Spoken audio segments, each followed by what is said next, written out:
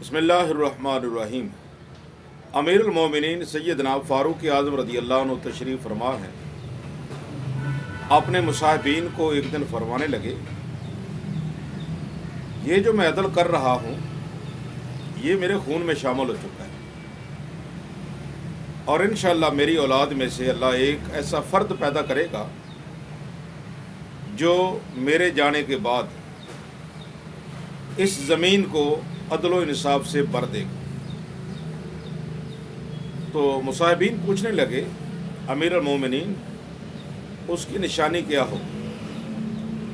تو سیدنا فاروق اعظم رضی اللہ عنہ فرمانے لگے، اس کی نشانی یہ ہوگی کہ اس کی پیشانی پہ زخم کا نشان ہوگا، اس کی پیشانی پہ نشان ہوگا۔ سبحان اللہ۔ تو آپ کی اولاد میں سے، بیٹوں اور بیٹیوں میں سے جو بھی کوئی بچہ پیدا ہوتا تو رشتہ دار فوراً دیکھنے آ جاتے، کیا یہ وہی بچہ تو نہیں جس کے متعلق سیدنا فاروق اعظم رضی اللہ عنہ نے فرمایا ہے کہ میری اولاد میں سے ایک بچہ ہوگا۔ ظاہر ہے اس میں یہ بھی اشارہ تھا کہ وہ بادشاہ ہوگا، عدل و انصاف سے زمین کو وہی برتا ہے جو بادشاہ ہوتا ہے،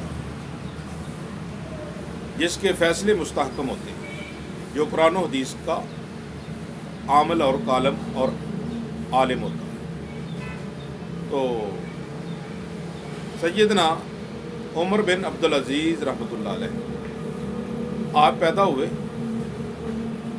تو آپ جب چلنے پھرنے کے قابل ہوئے تو آپ ایک دن اپنے استبل جاتے ہیں جہاں گھوڑے بھی بندھے ہوئے ہیں اور خچر بھی بندھے ہوئے ہیں۔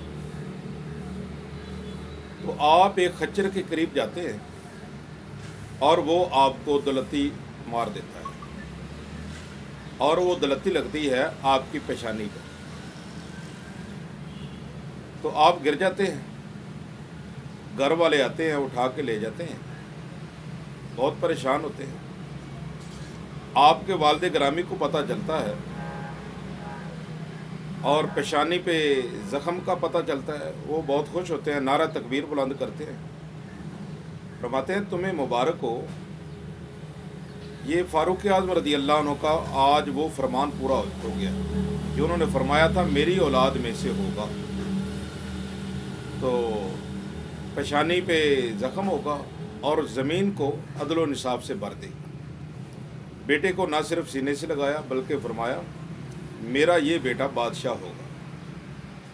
فاروق اعظم کا فرمان بالکل سچ ثابت ہو، اور پھر وہی ہوا کہ حضرت عمر بن عبدالعزیز رحمۃ اللہ علیہ آپ مسند خلافت پہ بیٹھے تو آپ نے ایسا انصاف کیا کہ واقعتاً آپ نے زمین کو عدل و انصاف سے بھر دی، اسلام کا بول بالا ہوا، اور کوئی بھی ان وقتوں میں زکوٰۃ لینے والا، صدقہ لینے والا نہیں ملتا تھا، اور کوئی بھی حکومت وقت سے پریشان یا ناخوش نہیں تھی، بلکہ جانور بھی خوش ہو گئے تھے۔ یعنی اتنا عدل و انصاف کیا، انسان تو انسان، روئے زمین کے جانور بھی خوش ہو گئے تھے کہ عمر بن عبدالعزیز رحمۃ اللہ علیہ کی حکومت قائم ہو چکی۔